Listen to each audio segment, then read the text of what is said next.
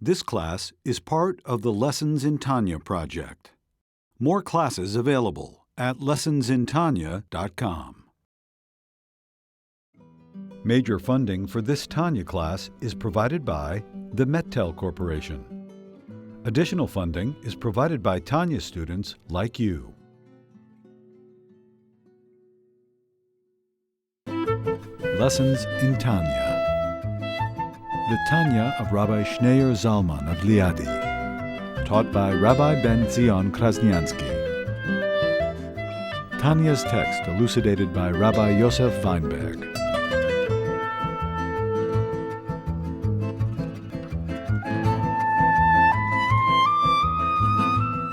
So we are on page 189. We started last week, the letter number 28. We quoted the Talmud, tractate Moed Katan, that said, why in the Torah do we find the passing of Miriam juxtaposed right next to the parish of the red heifer? To teach us that just like the red heifer atones, so too the passing of a tzaddik atones for the sin. And the question he asked, why did the Torah, to teach us that the passing of a tzaddik atones, the Torah should have juxtaposed it to a real sacrifice? Why to the red heifer? And red heifer isn't really a sacrifice. The Torah calls it a sacrifice, but it's really a purification, not a sacrifice. So it would make more sense to juxtapose it to a sacrifice. So first, he's going to answer this question, first he's going to explain what is a sacrifice. What is the mystical meaning of a sacrifice? Now, the mystical principle of the sacrifices offered on the altar is known from the sacred Zohar and from Rabbi Isaac Luria, a blessed memory.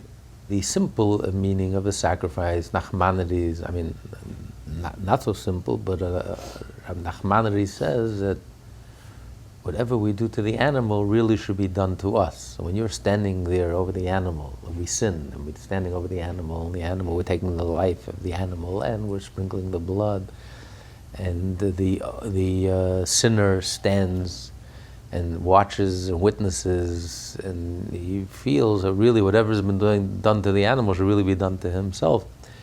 So it really hits home. We don't realize the effect of sin. To us, sin is abstract. It doesn't really impact us. But when you see the consequences of the sin, and this is the damage that was done, and to the extent that we have to take the life of the animal, and we have to, do this whole thing with the animal, it really hits home that the sin is something very real, and therefore will break your heart. But so that's but the Arizal, based on the Kabbalah, explains. They are an instance of the elevation of mayin, nukvin, literally feminine waters, i.e. a mortally initiated spiritual arousal deriving from the animal soul, which receives its life force from Noga. This elevation ascending to their root and source, i.e. the forms of the four animals, the celestial chariot, which bear the throne, as described in Ezekiel chapter 1, the face of the ox and the face of the eagle, and so on. Whatever we do in this world really has an effect above. So the animal, the soul of the animal is rooted. The energy, the soul of the animal comes from the angels, which are called the face in the chariot, in the vision of the chariot. Ezekiel, he saw the face of the angel like the face of an ox, the face of an eagle. And then the face of man, and the face of a lion. But we don't offer, a lion is not a kosher animal in this world. We don't offer a lion as a sacrifice. And of course we don't offer human sacrifices. But the animal and the birds, their souls are rooted in their source. So when we offer a sacrifice in this world, in the temple, we're elevating the soul of the animal, connecting it to its original source. From this physical animal, we're connecting it to its godly source, to its divine source, to its spiritual source. So it's an elevation. The temple is not a slaughterhouse. The altar is not it's a place where you elevate everything. It's a place of elevation. We're elevating the animal back to its root, because the animal in this world is a klippa, a shell. It's the godly energy is covered up. You look at the animal, you don't sense anything godly. The animal appears to be self-sufficient. Right? The animal doesn't need a source or root. It's self-sufficient. So that's already a cover-up, because the reality is that nothing could exist without a source. The source of this animal, the angels, they sense their source. They're like a fish in water. A fish knows that the moment it loses its source, it leaves its source, it's dead. Can't survive for a second without its source. It's swallowed up in its source. It has to live in its source. It's connected with its source. It's like we can't survive a moment without breathing. The fish is swallowed up in its source in the water. So the angels, even though they're created beings, but they sense their source. They're swallowed up within their source. They constantly sense Hashem and the godly energy that's creating them. And therefore they're constantly praising and singing Hashem's praise. They're constantly connected to Hashem. They're constantly elevating. They're singing and elevating and trying to connect to their source. They want to be closer to the source. So that's holy. That's holiness. Anything that's nullified, that recognizes its source and recognizes Hashem, that's holiness. That's truth. That's reality. But then that energy comes down in this chain reaction and it manifests itself in the energy and the soul of the animal. Once it manifests itself in the soul and the energy of the animal, you look at the animal, you see the animal is alive, but it doesn't point to any source. The animal is a self-sufficient being. God? What God? Who's even mentioned God? Who even talks about God? Who even thinks about God? I see the cow, I see the bull, I see the sheep, I see the goat, standing on its own 2 feet. It exists. It's here. It has a life. I sense its life. I sense its energy, but it doesn't point its finger to God. It seems self-sufficient. I have my own life. I'm alive, and I can be on my own. The reality is, the truth is, we can't be in our own for a second. Without Hashem, we're nothing. Hashem is constantly creating us and sustaining us, but we don't sense it, and we don't feel it. And we don't even know that. So that's what he calls klippa. That's a shell. It's a cover-up. It's a con. And that's a disconnect, and it's a lie, and it's not a truth. It's not reality. It's a distortion. It's a distorted reality. We're getting a cockeyed view of reality, a distorted lens. We're looking at the reality of this world with a very distorted lens. We're not seeing the emes, we're not seeing the truth. But when you take this animal and you do a mitzvah with this animal, you're offering it as a sacrifice in the altar, you're elevating the animal to its godly source, to its spiritual source. Now you see a divine connection. When the animal is burnt in the altar and the fire goes up, it's because the animal and the life of the animal, the soul of the animal, the energy of the animal is elevated back to its source. Now suddenly I see a divine connection. So it's going back to its root and its source. And that's why it's so powerful. That's why sacrifices are very powerful. It's not just a ritual, symbolic, as powerful as that may be, as Nachmanides explains. But it's something very real happens. You're taking the life of the animal, which is ultimately a reflection of its root and source, of the chariots, of the angels, of the spiritual life.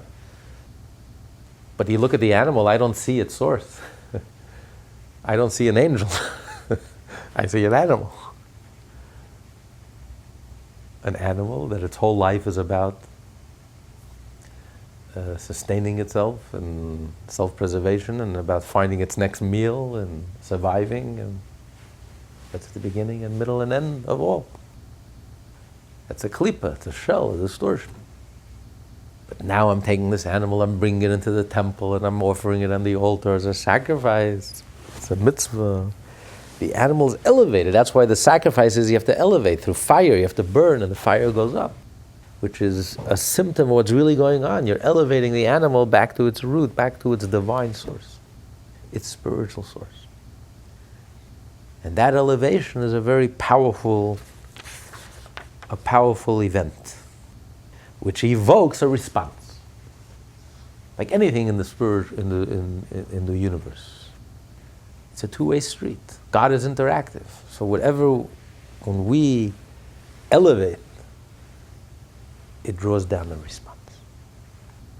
And then in a moment we're going to read about the response to the sacrifice. Former level of divinity is the source of the souls of all animals. The latter is the source of the souls of all birds, these being the two categories of creatures from which offerings are brought. The other two categories, the face of the lion and the face of man, are alluded to in the closing phrase, and so on. Offerings thus constitute an elevation and an arousal from below, from a willing recipient toward the level of divinity, here called the four animals of the chariot, which is the source of all things within the finite world, and which hence has a connection with it.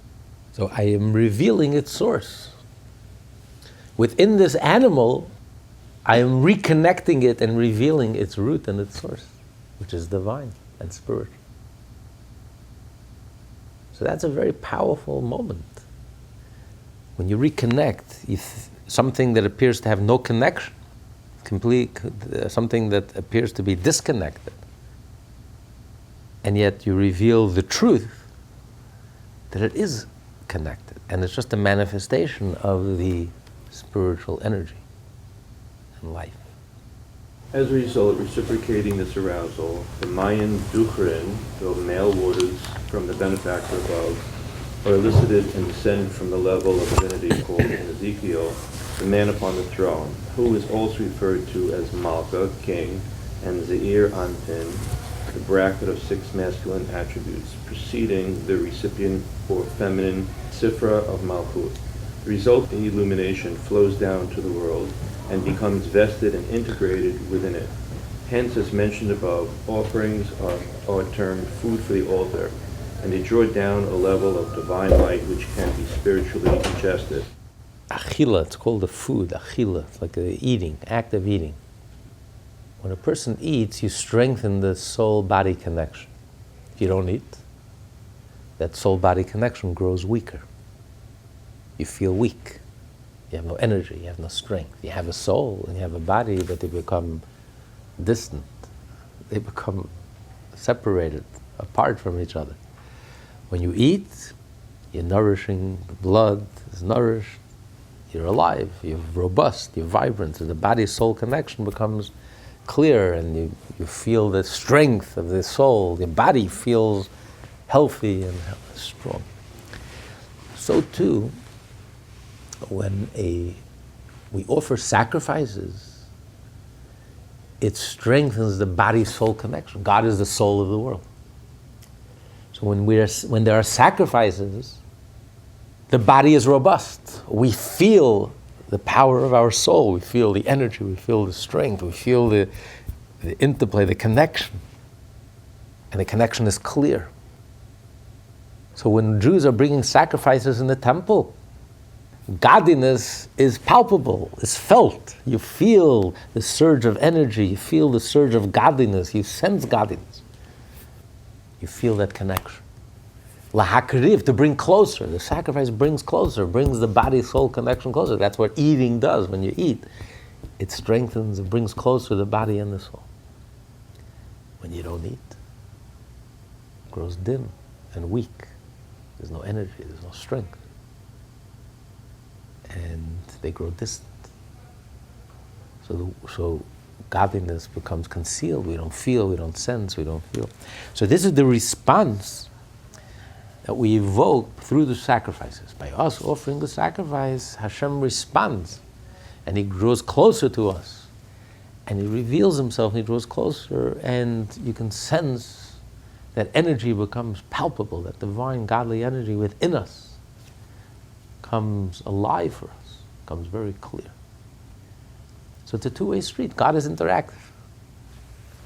We venture something, Hashem responds. So this is true of a sacrifice. As for the burning of the red heifer, however, it is on the account of throwing in of the cedar wood and the chatzah and so on, the function of both of which is hamashah, drawing down sanctity from above. And moreover, the placing of burning of the water into ashes, that mishnan, this process is called sanctification, kedusha, purity of waters. This relates not only etymologically to HaKodesh, Elyon, the supreme sanctity, refers to Talda de Boduka, the dew of Bolodim, the Torah's description of the manna. Unlike the heavens' benefication that are termed rain, for results from an arousal from below, as it is written, and a vapor rose from the ground and water. The above described dew is a spontaneous arousal from above that transcends dependence on any antecedent arousal from below. After they slaughtered it, they burned the red heifer, and they threw in the cedar wood, and the grass, a type of grass, the hyssop, a type of grass. And then they would take the ashes and mix it with living water, which is wellspring water. And they would take from this water and ashes and they would sprinkle it on the person who was impure, contaminated, and on the third day and the seventh day, and then he became pure again. So this is represented by, this is called kiddush, sanctification. Sanctification refers to the highest level, which is represented by the dew. The difference between rain and dew. What's the difference? Just like physically, rain comes from the evaporation from below. The evaporation goes up, and then the clouds absorb it, and then it rains. So the rain is a response from an arousal that comes from below. Then you have dew. Dew is spontaneous. Dew comes every night. You have dew. Drought, no drought. There's no drought when it comes to dew. It doesn't come from below. It comes from heaven. There's always moistness in the morning. You'll always find dew. And it never ceases, never stops. All seasons. It doesn't depend on anything. It doesn't depend on any. So this is the exact opposite of what he described earlier. These sacrifices, the usual sacrifices, the regular sacrifices, is a response that comes from our arousal from below. But the dew is something that comes directly from above. Independent, nothing to do with us. We don't have to do anything, we don't have to prepare. It just comes. It's a heavenly gift. It just comes from Hashem. Whether we earn it, we deserve it. When it comes to rain, the Torah says, if you deserve it, you'll have rain.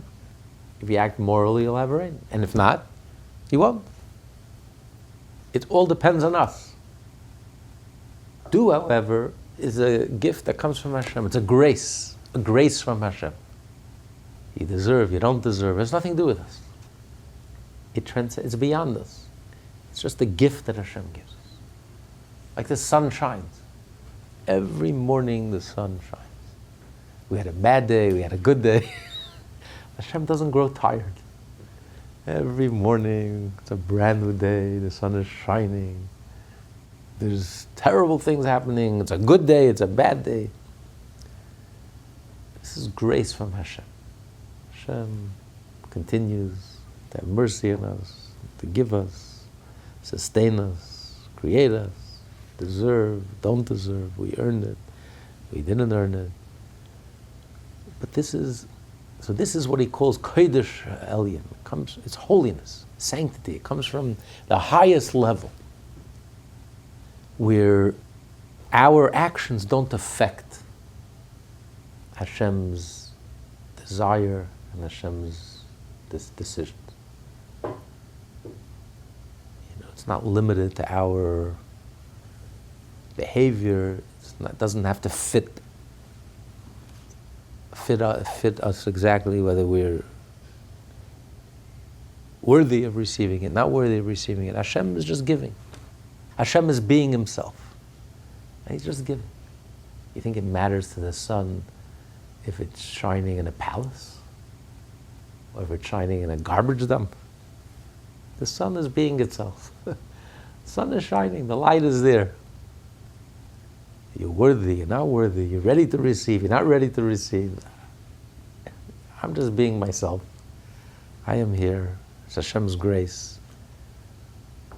And so that's represented by Kodesh. That's why the red heifer is called Kiddush Mechatas, to sanctification of the purifying waters.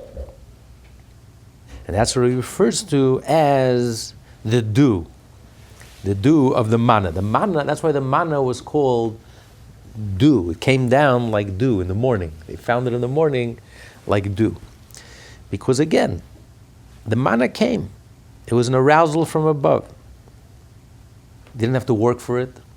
It's not like bread from earth. Bread from earth, you have to work very hard. To get a piece of bread, to get a loaf of bread, you have to go through 11 steps.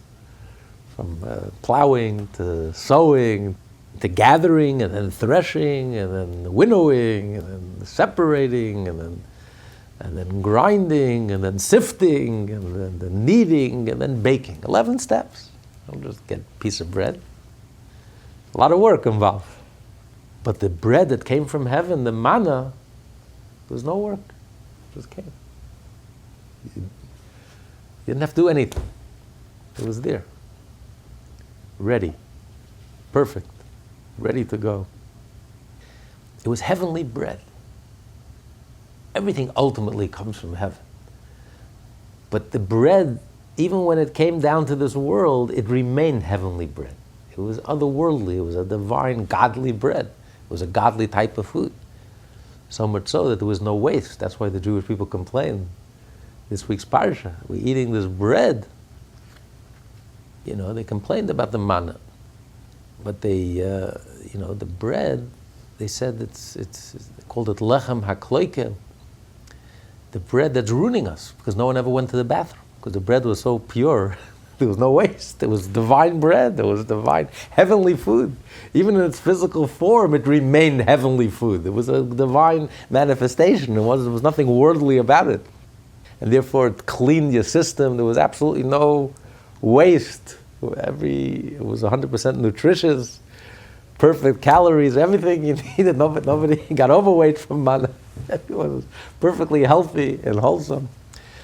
So it was grace from above. It was godly. It was divine. It wasn't measured according to us. It wasn't if it fit us. It didn't fit us. Hashem was shining. Hashem was being Himself. Hashem showing us His grace. It has nothing to do with us. Hashem was expressing Himself. This is what he calls Kodesh HaElyon, the highest level of holiness. As stated in the sacred Zohar, Allah Diber is an expression of the supreme Chachma and the Mocha Stima of Arach, Apin, i.e. this is a level of Chachma within Keter which entirely transcends the world. Holiness is the level of Chachma. Ilah, the divine level of wisdom. Wisdom within us is the first level of consciousness. The creative spark, the window to the soul, So we are created in the image of God. So too, the 10 Sfirot begins with God's, so to speak, consciousness and personality and character begins with Chachma, Ilah, the divine, supernal wisdom. But then he says there's even a higher level. And that is the wisdom Mocha Stima of Arich Ampin, which is from Keter. In other words, this is like God's subconscious. Just like we have within us, we know that our whole conscious self, which begins with the creativity and the creative mind, is really just a speck, the tip of the iceberg. How do we know this? Because we all have the eureka moment. Something just pops into our head from nowhere, seemingly nowhere. Of course, there's no such thing. It didn't come from the air. It came from within us. There's a place within us that we are clueless. We have no idea what's going on. And you puzzle over something, and you're troubled, and you rack your brain, and you can't sleep, and you can't eat, and you're tortured, and you're intense, and you're trying to figure something out, and you're walking along the beach, or you're in the shower, or something pops into your head, the light bulb goes off, and wow, this creative, brilliant idea resolves the issue. I see the light at the end of the tunnel. Where did this come from exactly? I have no idea. Just popped into my head. But of course it came from within you. It came from within you, a part within you that you're completely oblivious to. A primary part of you. Our whole consciousness is just a tiny little tip of the iceberg. There's a whole subconscious that we have, we're completely clueless. Just like the human body. The human body runs, 99.9% of the human body runs unself-consciously. We're made up of 100 trillion cells, and all of that just happens to work without our knowledge, without our control. And we're completely oblivious to how the human body works. Millions of things are happening simultaneously. It's so beyond our comprehension. So there's a whole reality within us that we're completely oblivious to. And our conscious level is just a trickle, a drop. A trickle from our subconscious into our conscious. It's like taking the ocean and reducing it to a little trickle in your faucet. Trying to take the ocean and reducing it to your faucet, a drop in the faucet. So our whole conscious world, our whole reality, which is our conscious minds, words, ideas, concepts, is just a trickle in comparison to the subconscious.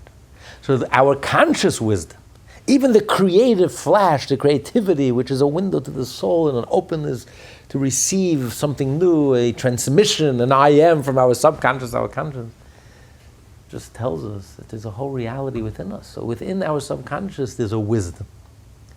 But that level of wisdom is what he calls moichastima. It's like a closed mind. It's closed to us. We're completely oblivious to it. But that is the source of wisdom, of our conscious wisdom. There's a level of wisdom that's so deep and so profound and so beyond our conscious wisdom. And the truly creative person, the true geniuses, were able to tap into and access that level of wisdom. Those who created real breakthroughs and profound insights that really moved the needle and moved the world and moved society forward and took a leap forward. It didn't come from our conscious self. It came from our subconscious self, from a much deeper breakthrough, revolutionary, completely outside the box type of thinking that in a million years you would never figure it out. Throughout history, there's always been those leaps and bounds where, those creative geniuses just took the world with them and just took them to the next level and figured things out that even if you studied it for a million years, you would never figure it out. Where does that come from? Where does that wisdom come from? That's a wisdom that's so deep and so profound. It comes from the subconscious. It's what he called it. It's beyond even creativity. Creativity alone is very impressive and very powerful.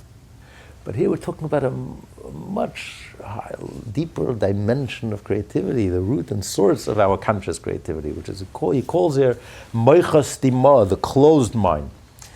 Not someone who's closed-minded, but I mean the mind that's close to us because we can't access it, which is rooted in the keter, in the arichanpin, which is the subconscious. So we are created in the image of God, so too within God there is that level of wisdom, of moicha stima, the root and source of the divine supernal wisdom. And that's the level. That's where the manna came from. That's the root of holiness, transcendent. On this level of Chachma and Mocha Setama, it is said that in many places in the sacred Zohar, that through Chachma they are redefined and rectified. Refined and rectified, right. Right. The Zohar says our purpose in life is to fix this world and to mend this world. But we mend the world through wisdom, through Torah, which is through wisdom. Chachma is bariru. This is an expression that the Zohar uses many times. With wisdom, you're able to refine and rectify. You know, we are defined by the world. So how do you fix the world if you are the world? You know, a prisoner can't release himself from prison. If you're inside the box, you can't release yourself. You need to be totally outside the box in order to release from prison. That's why the Jewish people were tasked with the mission of rectifying the world, because we're totally out of the box. We're the outsiders. We're completely not part of this world. When we become part of the world and we're part of the problem, how can you do tikkun olam when you are the olam? You are the problem. But because we have a perspective, an outsider's perspective, that's so outside the box, that challenges the whole underlying assumptions of existence itself, of everything that we take for granted. Because we look at this world with the eyes of the Torah. The Torah is the divine wisdom. And not only the supernal wisdom, but even much deeper than that, the level of Chachma Stima, like God's subconscious wisdom, so to speak. And from that point of view, this world simply doesn't exist.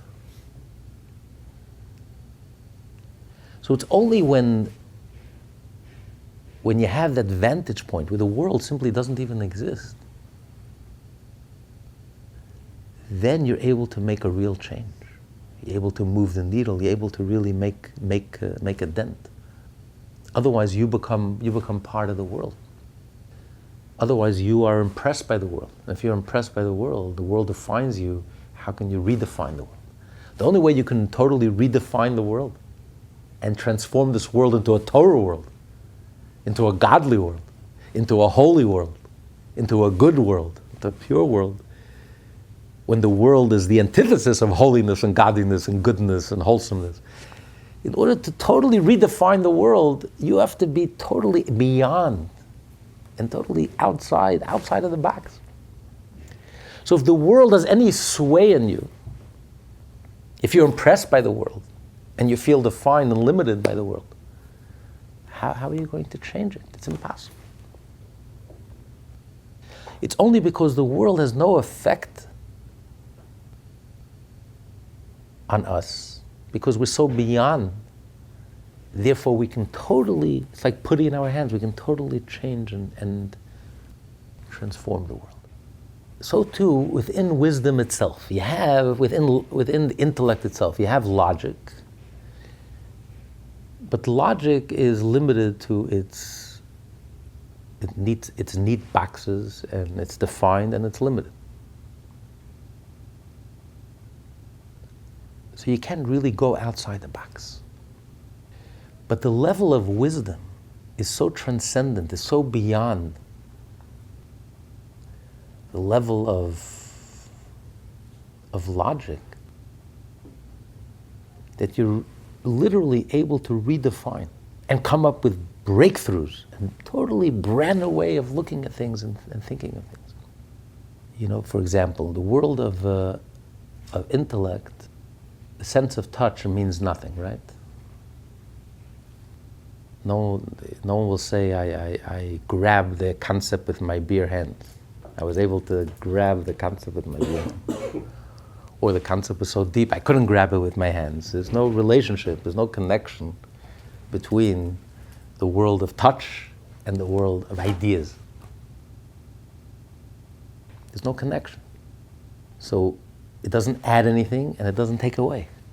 It means nothing. So too, within intellect itself, to the level of wisdom, especially the wisdom that comes from the subconscious, logic per se doesn't really matter, it doesn't really make any difference. You know, the sign of chachma, the sign of wisdom, the sign of is truth.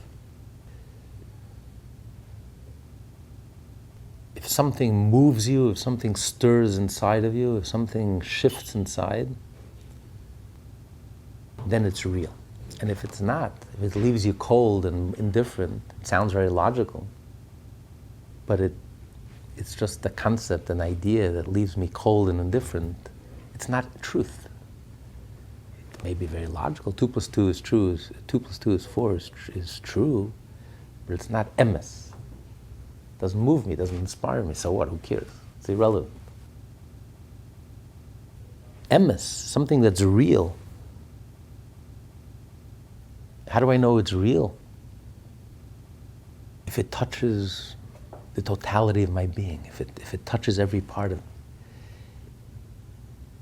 It's not just an abstract idea that's irrelevant to my life, but it's something that evokes a response, that makes me jump up, that makes me move and shift and change, and an idea that moves me forward.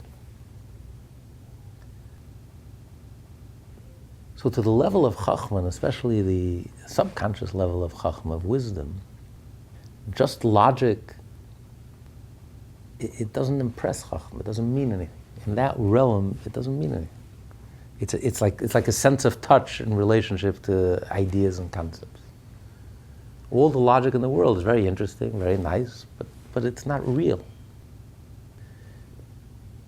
Unless it's real, unless you really get to the core and the essence of the matter, to the soul of the matter, to the truth of the matter, that really encompasses everything. It's all encompassing. And it shifts you, and it moves you, and it inspires you, and changes you. It's an idea, but it's flat. It means nothing. So you're not impressed. You can be brilliant, but to the real wise person, he's not impressed with brilliance. Okay, so you're brilliant, so what? It doesn't mean anything. It's irrelevant. It's superficial. It's external. It's not real. If it's real, if it's a level of chachma, it's going to transform you. It's going to change you. It's relevant to your life. It's personal. It's deep. It's all encompassing. It takes everything into account. It's, you can study it for 1,000 years. You'll never come to this realization, this conclusion. And once you do realize it, you just leap forward, and you jump up, and it changes you and affects you. So it's only with a level of chachma that you can really change and change the world around you. So how does a Jew clarify this world and mend this world and really make a dent in this world and make a dent in ourselves, in our human nature, and make a dent in the world around us? It's only with the power of chachma, because we have the divine wisdom. We have the Torah, which is the divine wisdom. Torah is truth. Torah is not truth. Torah is emes. Torah is all-encompassing. Torah gets to the core and essence of everything. It's all-encompassing, and it's not just limited to one logical idea and one aspect. A logical idea is one aspect, is one limited, neat box. But this is all-encompassing, and it's much deeper, much more profound, and it really opens everything up and changes everything. So the ability, that's what he's saying, the ability to change this world, to make a dent in this world, comes from the deepest place, from holiness, from the most exalted, from the deepest, the most profound. And it's only with the power of chachma, with the power of the Torah, that we have the ability to refine and to rectify this world. And then, when by means of the sanctification of the purifying waters, divine light is drawn down from this level, darkness is converted to light. That is too the world of tikkun, which becomes redefined and rectified by means of the mocha dharmata of arapin, i.e. the world of tikkun is refined and rectified from the world of toha and the breaking of the vessels whose sparks fell into the worlds of Varia Yetzirah and Asiya, and so on. As is known, the spiritual task of the Jew is to extract, refine, and elevate these sparks.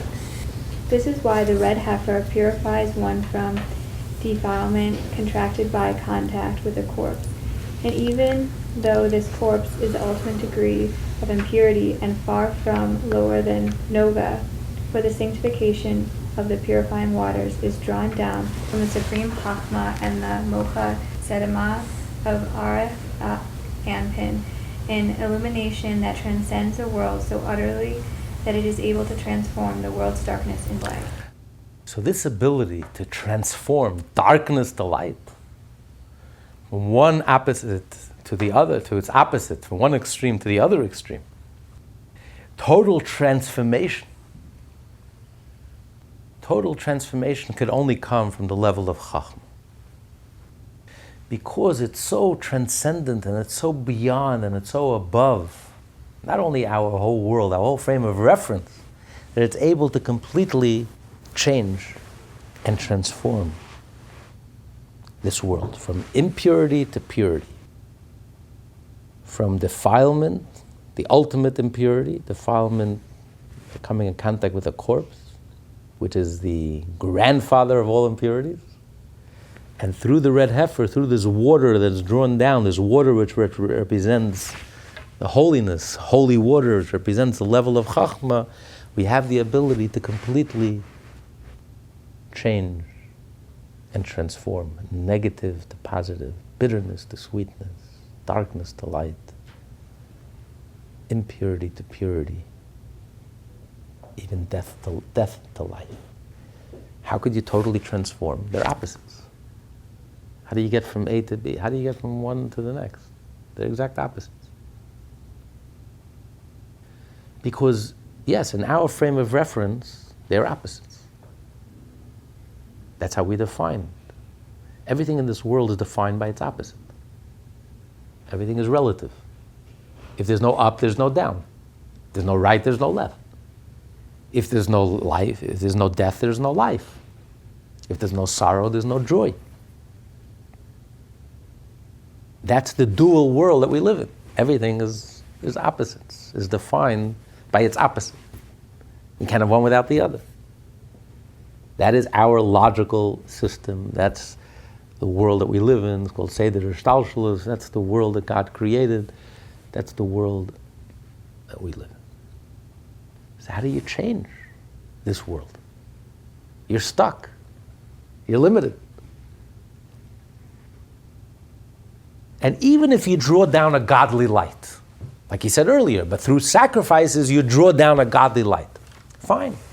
So you're drawing down into our limited world, you're drawing down an unlimited light, a godly divine light which is unlimited. Everything in our world is limited, you're drawing down something godly, something unlimited. But nevertheless, we're still stuck in the framework that we work in. So you can't change one extreme to the other extreme. You can't mix it. It's one or the other. One defines the other. So how are you able to totally transform? It's only when you reach God's perspective. Chachma is God's perspective, not limited to our frame of reference. God is one. God is absolute. God is not infinite. God is undefined. There are no definitions. God is not this or that. God is one.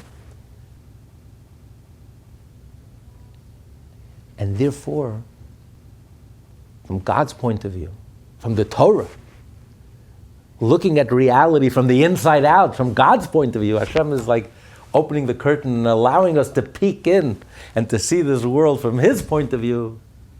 There is no up and there is no down and there is no heaven and there is no earth and there is no duality and there's no body and there's no soul, there's no right and there's no left. There's only one. Hashem Echad. And therefore you can have joy without sorrow. You can have life without death. You can have good without evil. You don't need opposites to define it. Just like God himself doesn't need anything to define himself. God is an absolute reality. So when you're drawing down God's point of view, like the manna that comes from heaven, the dew that comes from heaven, the wisdom, especially the wisdom of God, rooted in God's subconscious, the innermost wisdom, which gets to the core and essence of truth, of reality, then opposites become one. It's fascinating. The modern physicists, the deeper we go into reality, what do we discover? Quantum mechanics. The paradoxical nature of reality. It's particles, it's waves simultaneously. It makes no sense. It's a contradiction in terms, squaring the circle. But when you get down to the essence of reality, it's paradoxical. That's a sign of truth, that it's real, because it's godly. There is no opposite. You completely go beyond the whole, not only infinite, you go beyond the whole definition, the whole frame of reference. And suddenly you reconcile opposites and it all comes together and all becomes one, and it's so powerful. It stirs you, it shifts you, it changes you. You're completely changed and transformed. So when you reveal that truth and that depth and that essence, all bets are off. You can reach into the lowest, the coarsest, the crassest, the darkest, and you can totally transform it, completely change it and transform it. Darkness to light, negative to positive, bitterness to sweetness, sin into mitzvah. We may have all experienced some areas in our life that we're stuck and we're struggling with, and we're trying to figure it out logically and trying to understand it. And after all the explanations and everything that we read and everything, we're still stuck. We can't move forward. And then suddenly, you don't even know where it comes from. Suddenly something hits you, an insight. And you just like jump up because it's so real, it's so true, it just resonates. You've been struggling for this weeks, months, years, you just don't understand, and everything you tried is going nowhere, and you're just going in circles, and you're stuck in the neutral, you're going in reverse. And all of a sudden, it's not just intellectual insight.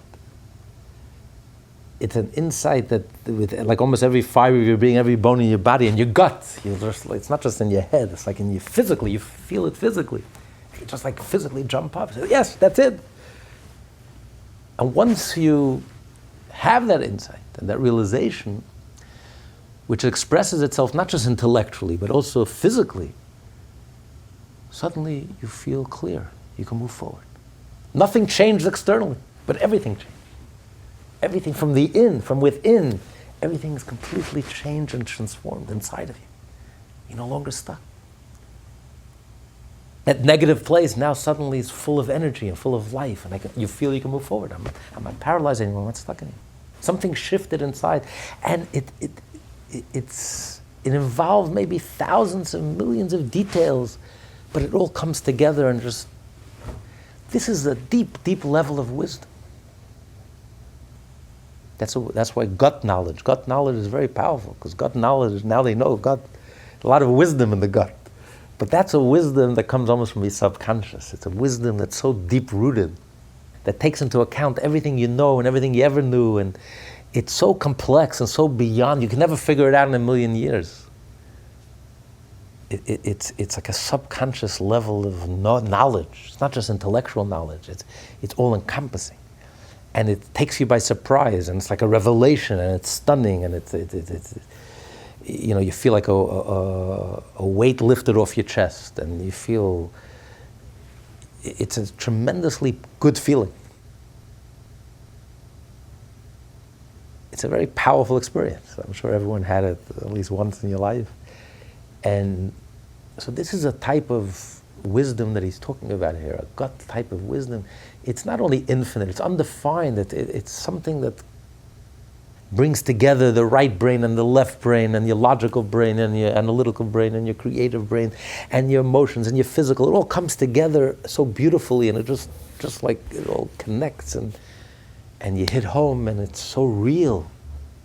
It's an insight that really changes your life.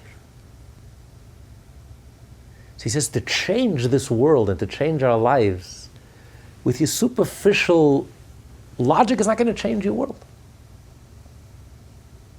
Do we need any more proof? Look at all the bastions of intellectualism today,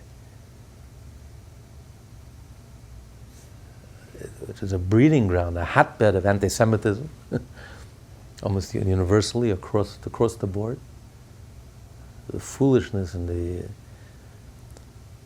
Germany was the seat of university.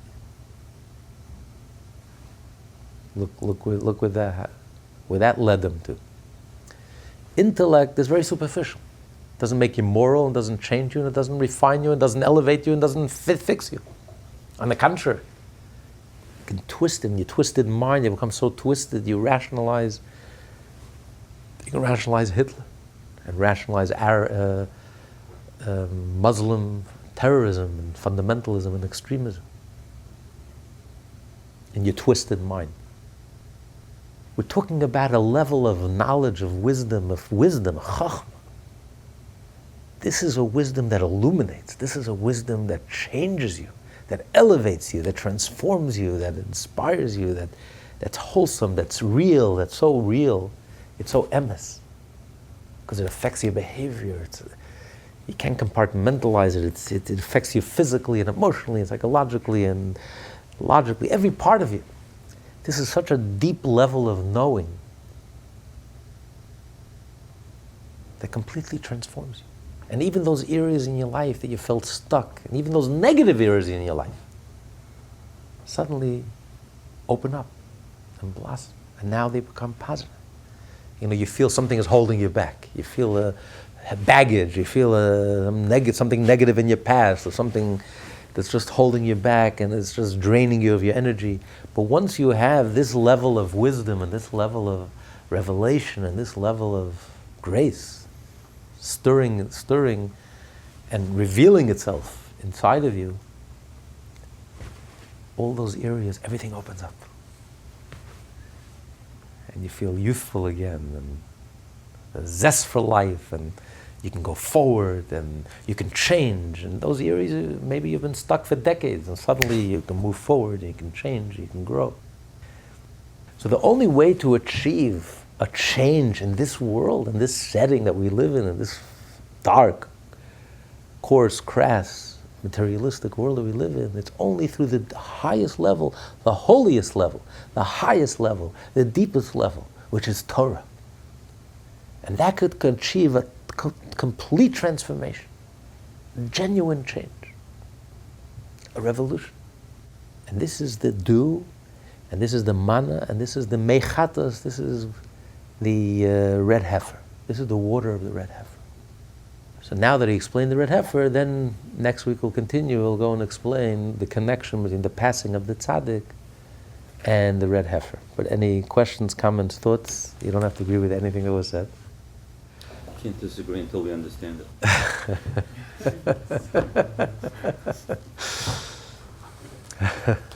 until you think you understand it. Okay.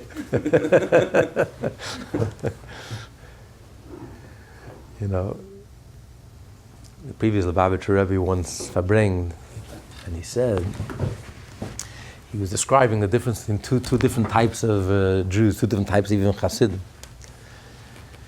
Thursday night, you got to prepare for Shabbos, so one Jew sits Thursday night, and he takes out a Talmud, and he learns half of the night Talmud, and he takes out a code of Jewish law, and learns half of the night. He feels great. He spends the whole night learning Torah. And then the morning before davening, he learns a little Hasidus, and he's davening, and he goes into Shabbos, he goes to the mikveh, he feels like a king, he's on top of the world. He's prepared, royally prepared on every level, spiritually and physically. He even has time to taste from the food of Shabbos before Shabbos. He's flying high. Then you have a chassid.